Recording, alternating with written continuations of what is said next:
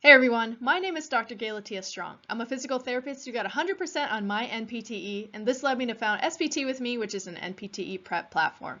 If you enjoy what you see and you're studying for the NPTE, check out our courses at sptwithme.com. Now for what you're actually here for, let's answer the question of how long should you study for the NPTE? I'm not going to hit you with the usual "it depends" response because we all know that it depends, right? You click this because you're here for a clear answer. So let's break it down and get you the guidance that you want to hear. Now, first thing, here are your options, okay? 6 weeks, 2 months, and 3 months. Then there are 5 key questions that I want you to ask yourself. How did you perform academically during school?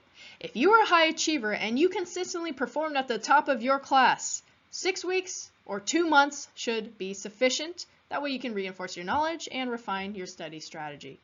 If you were an average student and you were always in the middle of the class but you were consistent, I'd say 2 or 3 months would provide just enough time for you to be able to address any knowledge gaps.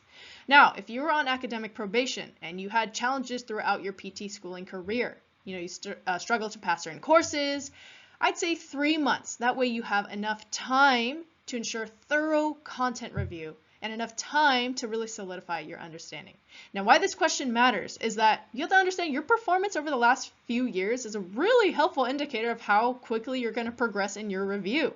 Remember, you're going through everything, 2 to 3 years worth of information all over again. So just make sure that you understand that it's a little more intense than you might think. What study resource are you planning to use primarily? If you're going to use a textbook, you're going to expect that you're going to need a little bit longer of a time to digest and fully absorb content. So I would say 2 to 3 months. Now, lecture-based prep courses, they usually give some structure and some time-efficient study schedules, but these are going to depend as well. Some are 2 months, some are 3 months. Why this matters, this question matters, is because you can expect that if you're reading, everyone reads at a different pace, okay? Taking a textbook and reading it versus watching a video of the same information could take a lot longer depending on how you learn. So just understand that, of course, every person's a little bit different, but I'd say a little bit longer for a textbook than maybe a lecture-based prep course. However, it truly just depends on how you study as a learner. Just because a prep course says it's going to take 2 months doesn't mean that you're not going to feel the need to go back and re-watch videos. Are you planning to study independently or with a structured program? If you're planning to do a self-paced study regime, I would say anything between 2 to 3 months. If you don't have a set structure, it's really easy to underestimate the amount of time that is required for your review. If you're doing a guided course, of course, obviously follow the recommended schedule. However, you need to understand, like I mentioned before, that maybe just because the structured course says you have to finish this topic by this day, you might need some more time with that topic. It might not have been your strong suit. Now, why this question matters?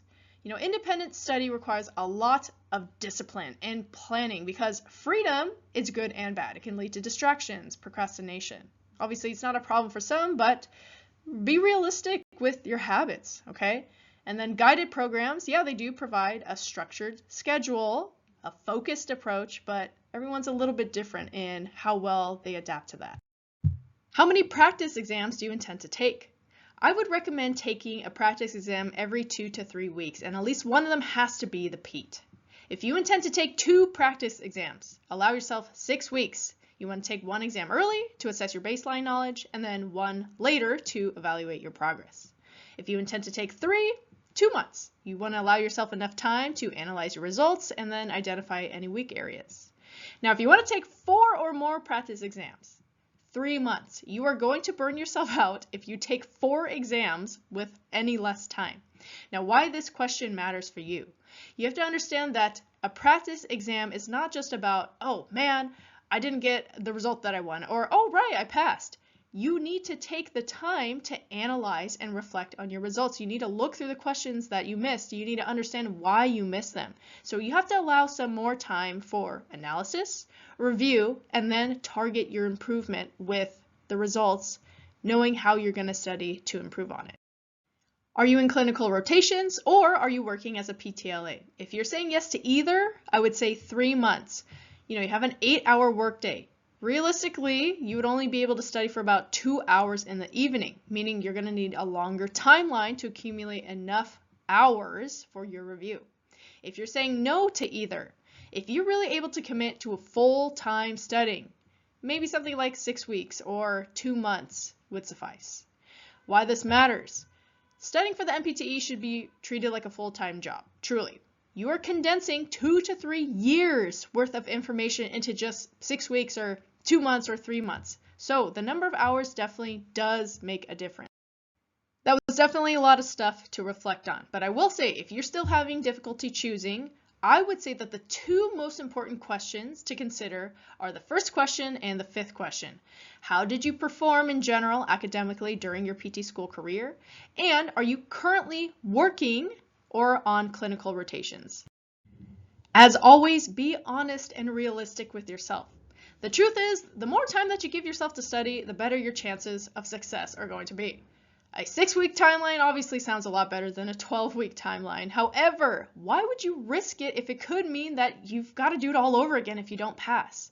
Understand that there is no perfect timeline, but the best one is one that fits your strengths, your resources that you'll use, and your responsibilities. So hopefully these questions helped to guide you in the right direction. And good luck with your studies. Check out SPT with me.